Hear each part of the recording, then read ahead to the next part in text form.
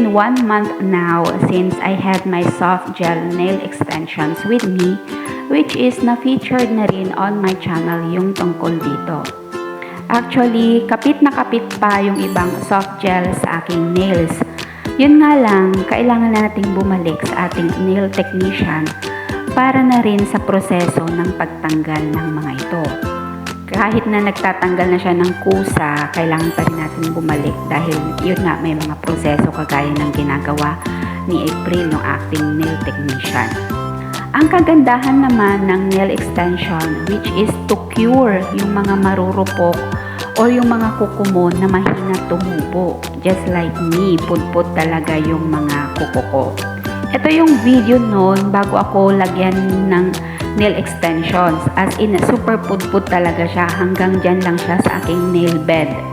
And now, after ng ating 1 month ng nail extensions removal, ayan na siya. Medyo naging healthy na yung kuko natin and meron ng konting tumubo.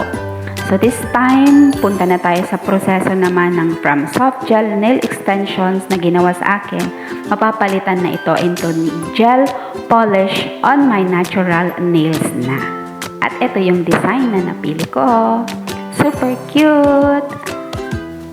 I hope you like this video. Again, this is Didi Shine and I'll see you on my next stories. Bye!